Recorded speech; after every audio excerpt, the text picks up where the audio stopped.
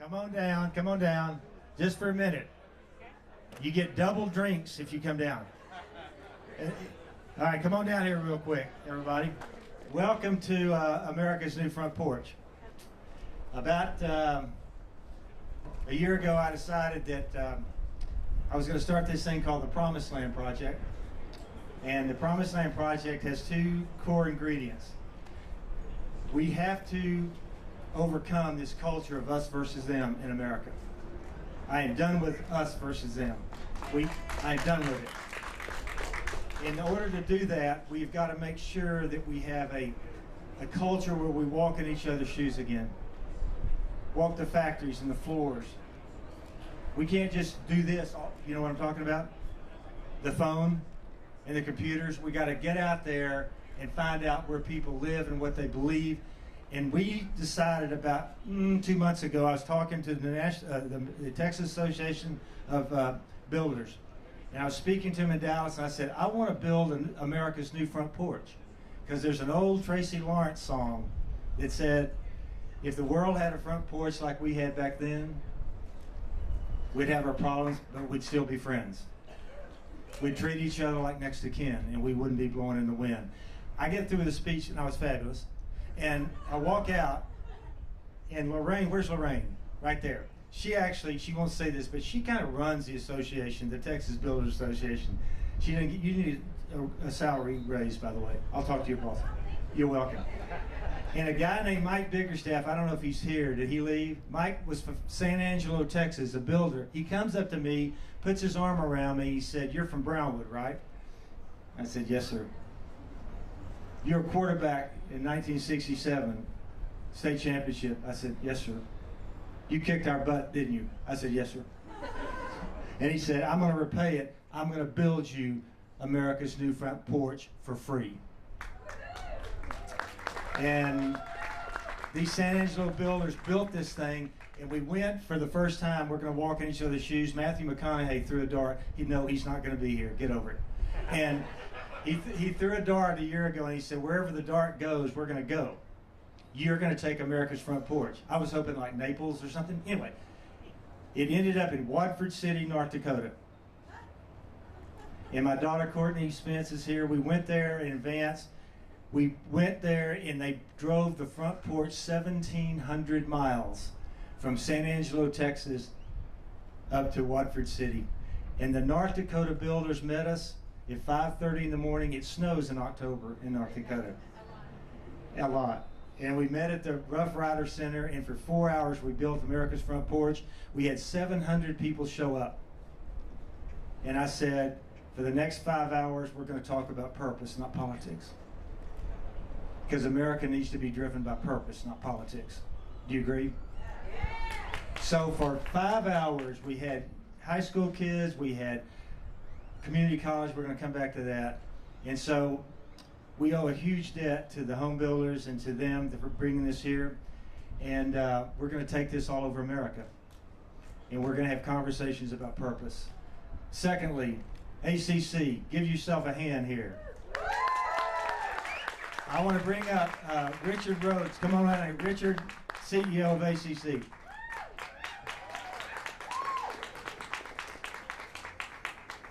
I met this CEO. Rascal about 2 years ago.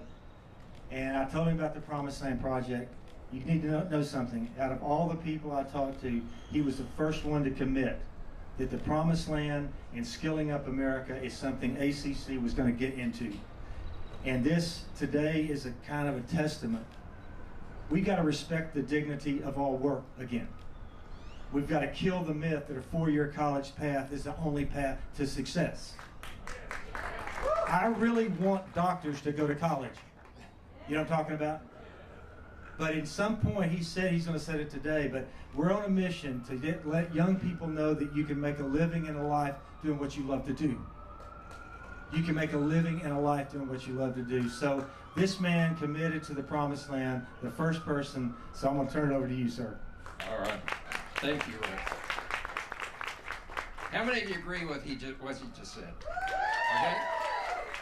You know, and I look out here, we've got one of our trustees, Dr. Nora Comstock, is here with us.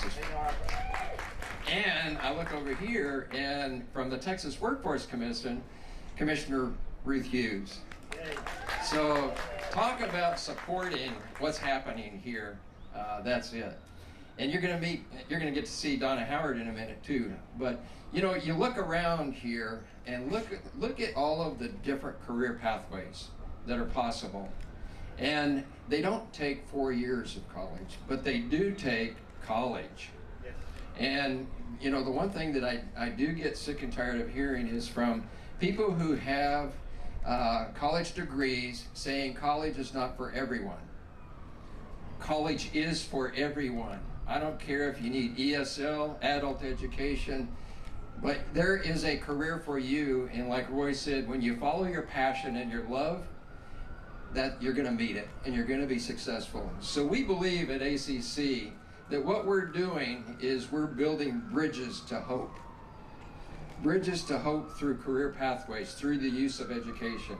And that's what we're about here. And I get excited when I look out and I see our faculty and our staff. And please give them a hand because they put all this together.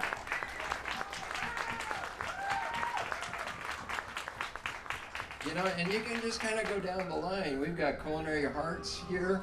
We've got the building and construction, and we've got welding, EMT. We've got, the fashion. We've got biotech. You name it, and we've got it around here because everybody's passion is represented through education, whether it's through skills development, micro skills, going into certifications, micro certifications. It's all here.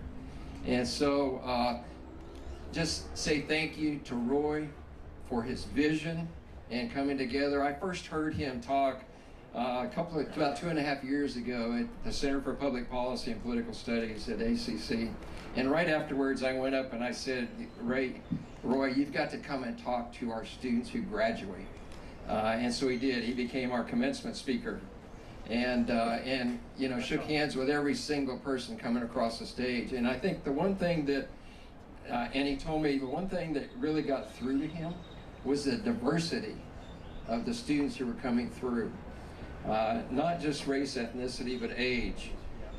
And taking a look at the joy and the hope in their faces when they came across and you had the opportunity to shake their hands. He had tears in his eyes. By the time he got done, it was impressive, amazing to see that. So thank you, Roy. Thank you for your vision. Thank you for making us a part of it. Richard, thank you, sir, and Kim, your wife. All, thank you so much. There's a saying, I don't know if you know it at ACC, start here. Okay. This date, March the 10th, America's Skill Up movement starts right here. It starts right here in Austin, Texas. And when we take our front porch around the country, we're going to get other community colleges, because Richard has promised to talk to everyone. We're going to show off you, because you're going to earn a life and a career, working hard, taking responsibility. And by the way, there are millions of jobs out there paying a lot of money. And we need to make sure, and there's a train behind me, which is good too. They need workers too. So I just want to say thank you, Richard, for your vision. And I want to bring up Representative Donna Howard. Can you come on up here, Donna? Now, she's only been in the political, well, she was a school board, weren't you? And also a nurse, and got into the political arena in 2006, 1? That's when I got into this one, but yeah. I went to UT starting in '69. I got involved then in politics. I went to UT and it didn't go to any classes. Anyway, that's another story. No, I didn't, really, I didn't. Anyway, I want to say something about Donna real quick. She's lived a life of purpose. When you start as a nurse and you go into politics, we need more young people to get into politics driven by purpose. Absolutely. Because if we have young people driven by purpose, we can argue and we can debate, but we can solve problems. And we've got to get the political forces of us versus them out of here. So Donna, I just set you up because you are a woman of great purpose, and I'm glad to be on the front porch with you. Thank you. I'm glad to be on the front porch with you and with all of you. You know, I just want to say that as a state representative looking at state policy and what we're looking at trying to make sure we achieve what our strategic goal is, which is 60 by 30 Texas, which means that we want to have 60% of people in this state between the ages of 24 and 35 to have some form of post-secondary credential by the year 2030. Right now, we're at about a little over 40%. So we have a ways to go. But we need to get there, and we need to work together to get there. And you know that the majority of the jobs we hear about where we need to be growing that workforce pipeline are in the skilled trades. The exact kinds of groups of people that you're seeing around here today. This is what we need. And in fact, let me tell you, at Austin Community College and all the other community colleges in our state, over half of the students that are in higher education are in community colleges. And the great majority of the folks who go to the four-year institutions start out in community colleges. This is the kind of secret weapon, workhorse of our state, is the community college. And what we're seeing around here today are examples of putting that creativity to work here, to come up with the jobs and the opportunities that are good paying jobs, solid jobs that we need right now, and we're doing it in a more affordable way. One of the things that we're working on right now and that ACC has already been involved with, thanks to the leadership of Dr. Rhodes, and that is open education resources, OER, getting those into our institutions because we can save bundles doing that. There is no reason to have students shortchange themselves by not being able to afford their textbooks. And oh, by the way, there was a study that showed that when we use these OER materials, not only do you save dollars, but there are better student outcomes because you actually get the materials when you need them. So Dr. Rhodes has already worked on this. I think he told us, what did you say, like $2 million, something? $2.5 million. This is money in your pocket because they're looking out for how you can do these things and save money at the same time. So I'm very excited about all the things that are going on right now. And let me tell you, as a Democrat, we are Democrats and Republicans working together on these issues. Higher education, workforce, that is a non-political, bipartisan issue. We all want to see our communities strengthened. We all want to see people have opportunities to get the education they need for the jobs of today. And by the way, James over here, who mic'd us up, was 16 years in this job? 16, 18, whatever. A while. He looks really like a baby, but he's been there that long. You know, this is a job that he went into that required technical skill. He got that skill. He's in this job that many years later, made a career out of it, loves what he does, apparently. Oh, yeah. The fact is, these are long-term, good-paying jobs that we're talking about here. So I'm just really excited to be here today on this front porch. I love what was built here. I love the conversation. Let's have more of it.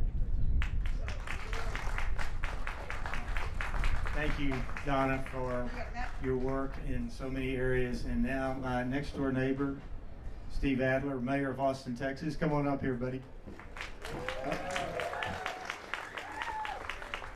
Okay, so Barry and I, my wife and his wife, lived next door to each other for about 25 years, and I still like him. And we didn't have front porches, but we had back porches that we used to hang out with. And I went to the mayor about 2 years ago and told him about America's New Front Porch. And I told him about the Promised Land Project. This man has lots of things he has to do. He sat there and listened, and he listened. He said, America in Austin needs to have a front porch. He said, America in Austin needs to have a skill-up workforce. And he started talking about the workforce development you've been doing. And the last time we got together, he said we've made a lot of progress. So first of all, neighbor, it's good to have you on the front porch.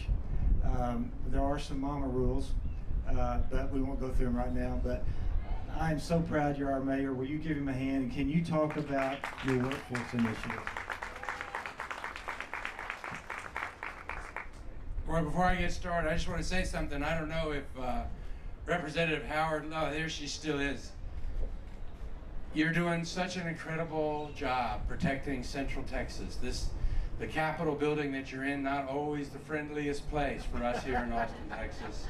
But we have a hero, and we have somebody who is tirelessly trying to protect and defend what it is that is special about the spirit and soul of this place.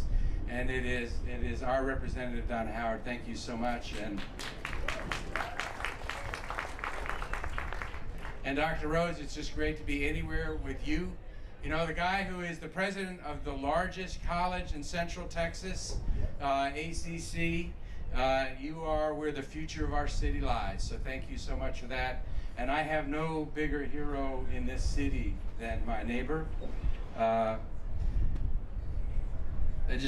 He's an incredible guy, has done so much for our state, and quite frankly, in terms of the branding of who we think we are as Texans, the way we express that, a lot of it came from you.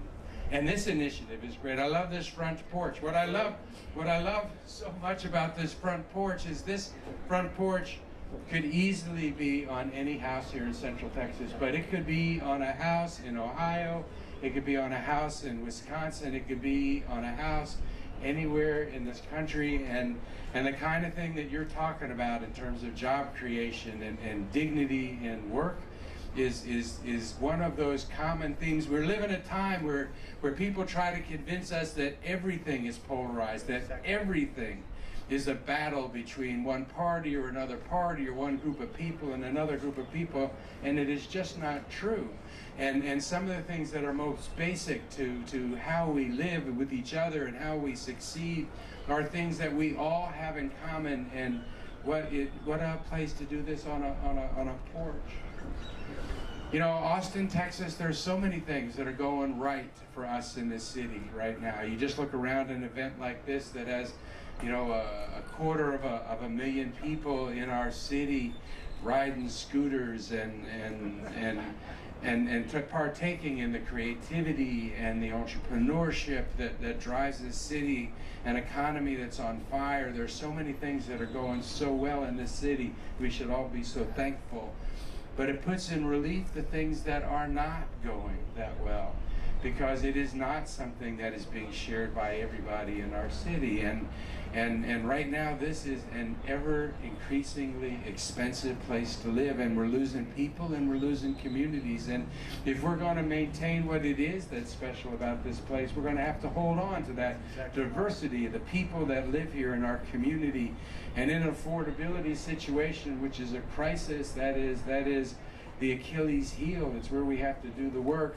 There are two ways you make things more affordable in a city like this. You either help make things cost less, which we try to do as a community with things like the $250 million we just approved in November for the affordable housing bond. Give yourselves applause if you're here from Austin for having gotten that done. We're going to spend $100 million of that to buy property out in front of gentrification so we can in fact create mixed income housing in this city, leverage it to $1 billion. It's an important thing to do. But the other half of making things more affordable is, that was to build suspense. Yeah, exactly. Perfect timing. The other thing that you do to help make things more affordable is you help have people have more money to be able to spend. And in our city, that's about jobs, and it's about job training.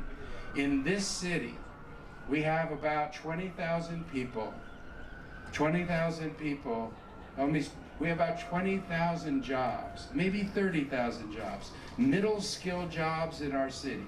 Jobs that are available today for somebody to move into that do not require a 4-year degree.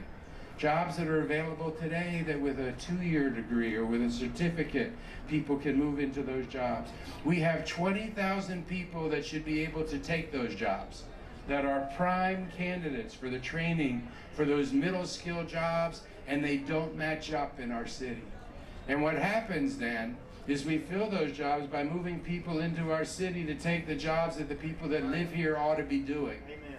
These are middle skill jobs that people can train up to. These are, do you know how much a beginning welder makes right now in Austin, Texas. You don't need a 4-year degree. You don't need a 2-year degree. You need a certificate, I think, to be a welder. You go in and you get a welding certificate. Do you know what the starting salary is for a brand new welder in this city? $85,000. $85,000 a year. So when we're talking about middle skill jobs, I mean, keep in mind what it is that we're talking about. So the county judge and I, Roy, the county judge and I got together. We pulled in all the workforce development people, a lot of people doing a lot of good work in a lot of different places, not necessarily as coordinated as we would like them to be. And we put them in a room and we said, don't come out of the room until you can all agree on one focus, one metric that we can look at. And they came back to our community in a report that was just presented to us by the community college, adopted by Travis County, adopted by the city, and the goal is to take 10,000 people in our city out of poverty into middle skill jobs, and to do it in 5 years. That's our goal.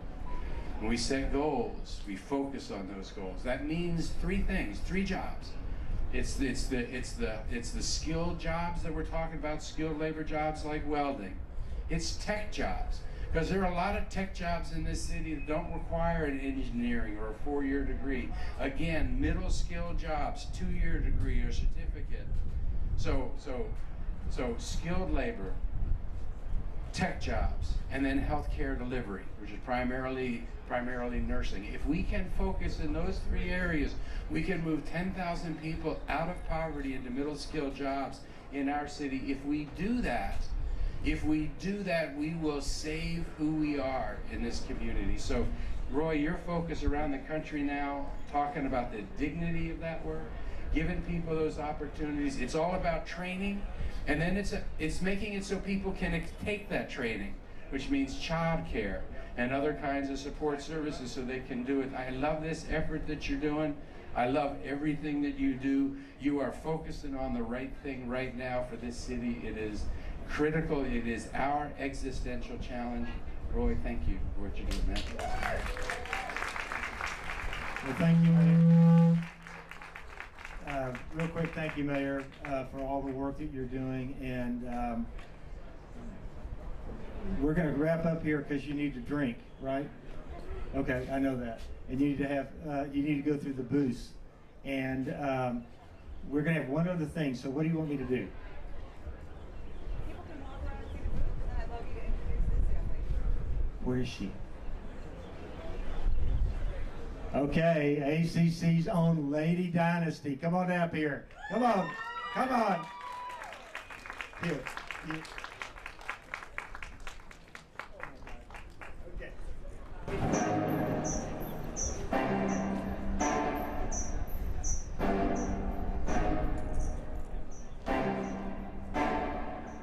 Do the riverbank dance and slide to the right. Do the riverbank dance and slide to the left. Do the R-B step.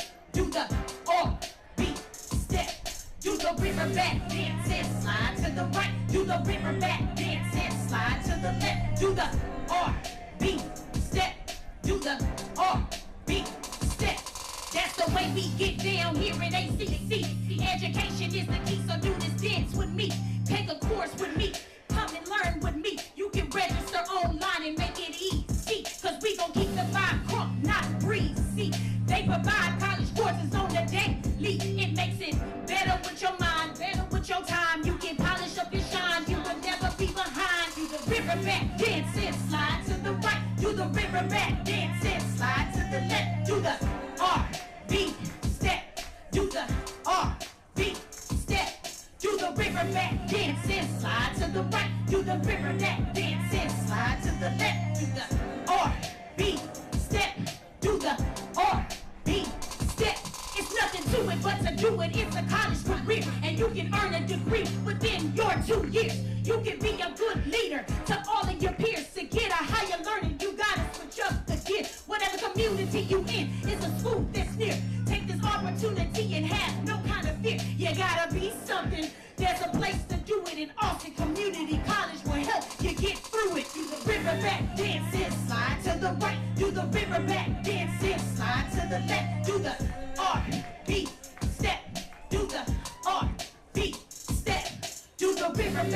dance and slide to the right. Do the riverbank dance and slide to the left. Do the R&B step.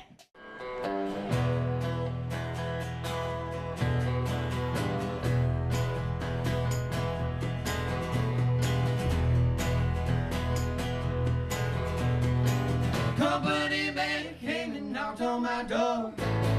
Took what he wanted and he took it some more. Company man came to get it while the getting's good. I never wish no one to die, but I'm wishing that that company would. I'm singing why, why, why, why, why, why won't you leave me alone? You keep on taking and taking till you take me right down to the bones. I dropped my money and it fell to the floor. Company man didn't let it roll. He keep on thinking that he owns everything he finds. He got another thing coming if he keeps on trying to take what's mine. I'm singing why, why, why, why won't you leave me alone? You keep on taking and taking till you take me right down to the bones.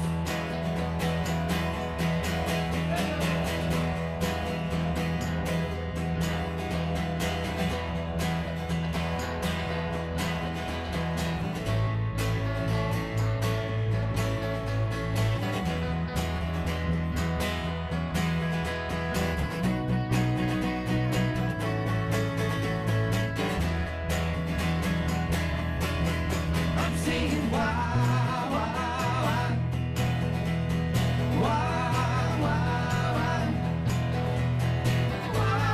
why won't you leave me alone? You keep on taking and taking till you take me right down to the bones.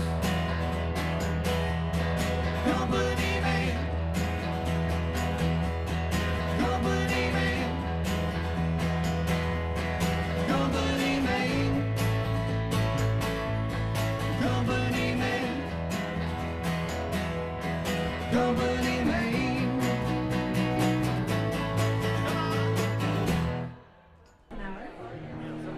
I'm going to be starting off with the original song. This is a song I wrote called Supposed To. I also have this released. You can find me, Christine Renner. Renner is spelled R-E-N-N-E-R. Yeah. Hope y'all enjoy.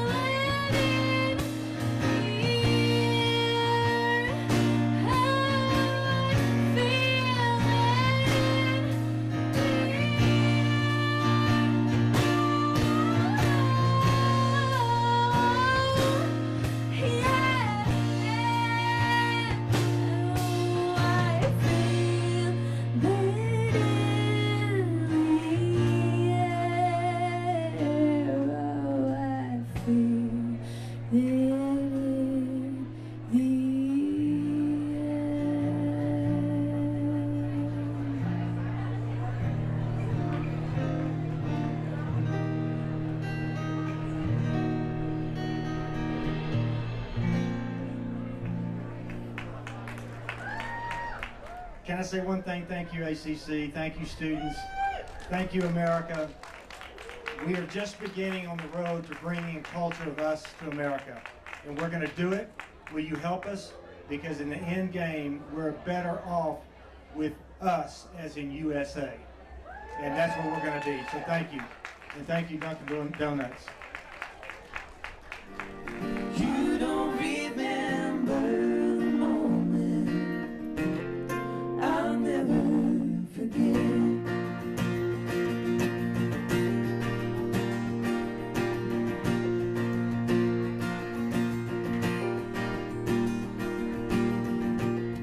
Was a little crack of light between the two church doors. I saw an